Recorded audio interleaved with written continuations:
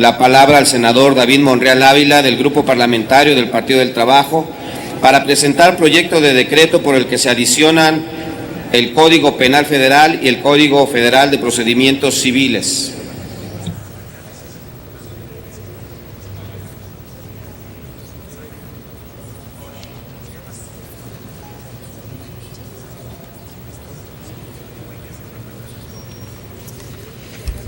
Con el permiso, presidente, al igual que cualquier especie de ser vivo, la especie humana se ha valido de todos los recursos naturales a su alcance para subsistir, pero además de hacer uso de estos, la humanidad ha transformado su medio cuando las condiciones necesarias de vida para el desarrollo de la sociedad. El desarrollo y evolución de la sociedad, con sus más de 7,000 millones de habitantes, han ocasionado diversos daños ambientales. Esto se traduce en pérdida de biodiversidad, aceleramiento del calentamiento global, cambio climático, alteración del ecosistema, entre muchas otras consecuencias. De acuerdo a la Comisión Nacional para el Conocimiento y Uso de la Biodiversidad, México es uno de los principales países megadiversos, al contar con poco más de 200,000 especies. Esto lo pone en un lugar privilegiado, por un lado, en cuanto a la diversidad con lo que cuenta y la importancia que representa para toda la humanidad, y por otro, en cuanto a la responsabilidad que debe asumir el Estado mexicano en el cuidado y preservación del medio ambiente. El día de ayer, el Instituto Nacional de Estadística y Geografía, el INEGI, daba a conocer que México perdió 353,173 kilómetros cuadrados de bosques y selvas en los últimos 20 años, que representa 18% del 1,964,375 kilómetros cuadrados del territorio nacional. Todavía, hasta 1990, 52% de la superficie del país, 1,021,375 kilómetros cuadrados, estaba cubierta con bosques y selvas. Esto es una muestra de lo grave que es el problema ambiental en México, a pesar de la legislación que desde la década de los años 80 se comenzó a implementar en el país. Los primeros antecedentes formales en materia de derecho ambiental en México se encuentran en la Ley Federal para Prevenir y Controlar la Contaminación de 1971. De esta ley se desprenden 3 reglamentos para la prevención y control de contaminación atmosférica originada por la emisión de humos y polvos, reglamento para el control y prevención de contaminación en aguas, y el tercero para prevenir y controlar la contaminación del mar. Adicionalmente, se publicó en el Diario Oficial de la Federación en 1982 la Ley Federal de Protección al Ambiente, que profundizó en más aspectos ambientales que la ley que le antecedía, ampliando sus horizontes y específicamente dándole toda la fuerza punitiva de una regulación que permitió prevalecer el interés público y social en la procuración de un ambiente limpio y sano. La Ley General de Equilibrio Ecológico y Protección al Medio Ambiente establece en su artículo 1 que dicha legislación tiene la finalidad de garantizar que toda persona viva en un medio ambiente adecuado para su desarrollo, salud y bienestar.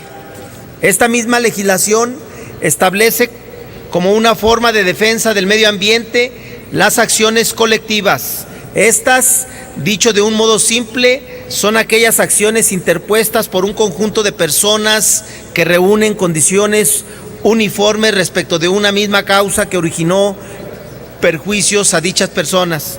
Esos perjuicios son derivados precisamente de violaciones a los llamados derechos colectivos, los cuales son considerados como aquellos que pertenecen a los pueblos para ser protegidos de los ataques a sus intereses e identidad como grupo.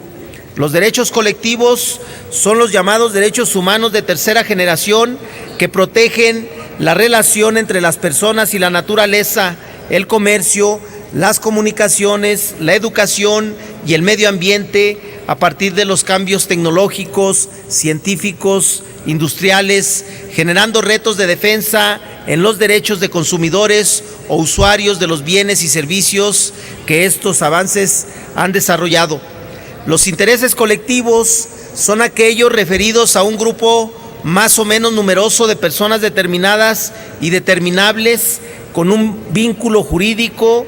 En consecuencia, una asociación o una persona jurídica está constituida por personas naturales determinadas o determinables en vinculación jurídica.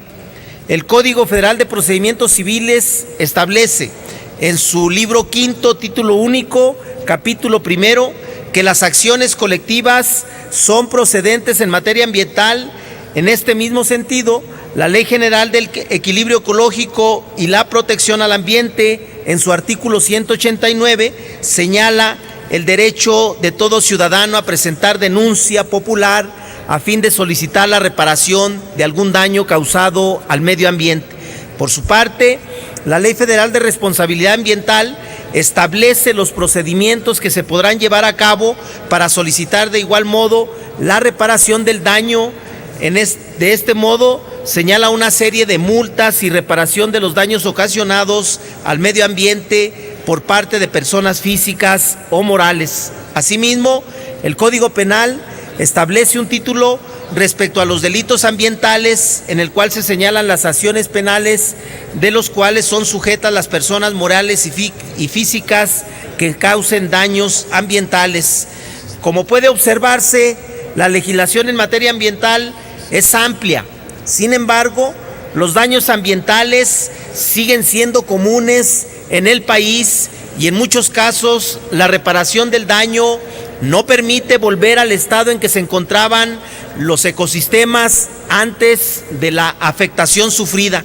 En este sentido, es necesario establecer mecanismos eficientes y sanciones que realmente vayan hacia la prevención de los daños ambientales, debido a que un gran número de casos no permiten que pueda darse la reparación de los recursos naturales o ecosistemas dañados.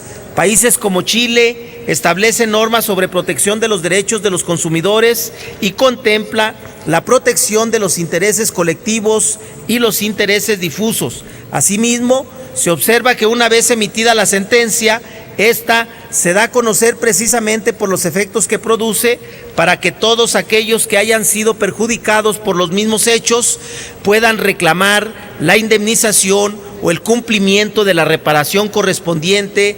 A diferencia, en México no ocurre lo mismo. En este sentido, es necesario fortalecer las sanciones para que aquellas personas que cometan daños ambientales, estableciendo que no basta con la reparación del daño o el pago de las multas correspondientes. La ley debe ser más contundente y advertir que en los casos graves de daño ambiental, las personas físicas o morales que tengan bajo su tutela los derechos de una concesión para realizar una actividad determinada, como puede ser la minería, la extracción, transportación o almacenamiento de hidrocarburos, o se dediquen a la construcción o cualquier otra, podrán estar en riesgo de que dicha concesión les sea suspendida o cancelada a fin de que el desempeño de sus actividades establezcan los máximos criterios de cuidado al ambiente posible y con ello realmente cumplir con el mandato de preservar y prevenir daños sobre el medio ambiente. Por lo anterior, se adiciona una fracción sexta al artículo 421 del Código Penal Federal para que se establezca como pena la suspensión o cancelación de las concesiones o asignaciones públicas otorgadas a personas morales o físicas en los casos de que daño ambiental ocasionado sea a consecuencia de la actividad para la cual fueron otorgados dichos derechos. El complemento también se adicionará un párrafo al artículo 605 del Código Federal de Procedimientos Civiles a fin de que el juez pueda solicitar la cancelación de licencias o concesiones otorgadas a personas físicas o morales cuando las afectaciones ambientales hayan sido consecuencia de esta actividad. Lo anterior, en virtud de que se ha hablado mucho de que quien contamina paga y repara el daño. Sin embargo, ha quedado demostrado esto en una medida dócil e ineficiente para preservar el medio ambiente y sobre todo para prevenir daños y catástrofes ambientales.